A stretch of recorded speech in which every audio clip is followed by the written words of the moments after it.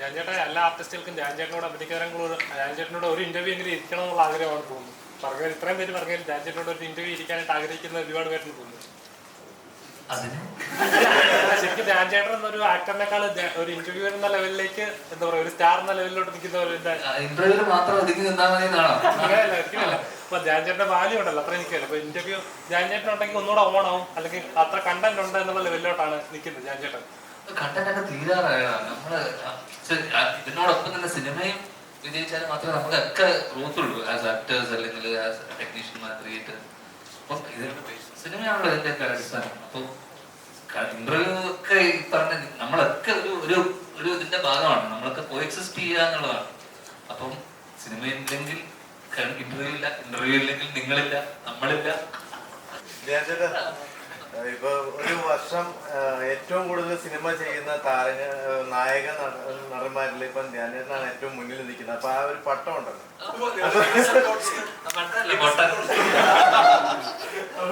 നിലവില് ഇപ്പൊ എത്ര പടത്തിൽ അഭിനയിക്കുന്നുണ്ടെന്ന് പറയാമോ ഈ ഒരു ടൈമില്? നിലവില് കുറെ പടമുണ്ട്. ഇപ്പൊ ദിലീപേട്ടൻ്റെ കൂടെ ഇവിടെ, പിന്നെ അമറിന്റെ നടന്നുകൊണ്ടിരിക്കുന്ന എല്ലാ പടങ്ങളിലും അത്യാവശ്യത്തെ ചെറിയ ചെറിയ വേഷങ്ങളിൽ അഭിനയിച്ചു പോകുന്നു. അപ്പൊ 10 വർഷം കൂടെ ഇങ്ങനെ പോകും. പോകും, കുറച്ച് വർഷം പോകും. ഇതൊക്കെ ഞാൻ പറഞ്ഞ പോലെ ഇതിനിടയിലൊക്കെ നമുക്ക് സിനിമയിൽ നിന്ന് കിട്ടുന്ന സൗഹൃദങ്ങൾ, ബന്ധങ്ങൾ, അതൊക്കെ മാറ്റേഴ്സ്. ഇത്ര വർഷം നമ്മൾ പോകണമെന്നുള്ളതൊക്കെ തീരുമാനിക്കുന്നത് നല്ല നടനായത് കൊണ്ട് മാത്രം കാര്യമില്ല. ഇവിടെ നല്ല മനുഷ്യനായിട്ടുണ്ട്, അത് മാറ്റേഴ്സ് ഡെഫിനറ്റ്ലി.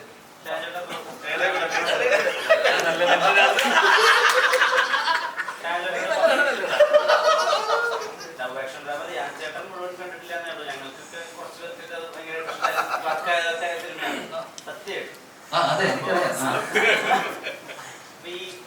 അഭിനയിക്കുന്ന സിനിമകളൊന്നും ഗ്യാപ്പ് എടുത്തിട്ടോ മാറ്റി വെച്ചിട്ടോ സിനിമ സംവിധാനം ചെയ്യാനുള്ള അവസ്ഥയിലേക്ക് 2027-ലോ 2027-ലൊക്കെ എത്തും.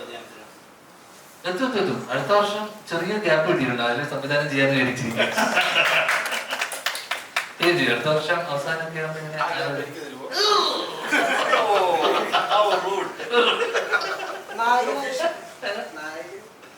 നായകൻ ഒരാളെ മനസ്സിലുണ്ട്. അപ്പൊ അത് ഒന്നായിട്ട് ഒഫീഷ്യലി അനൗൺസ് ചെയ്യാം. പിന്നെ ഉറപ്പായിട്ടും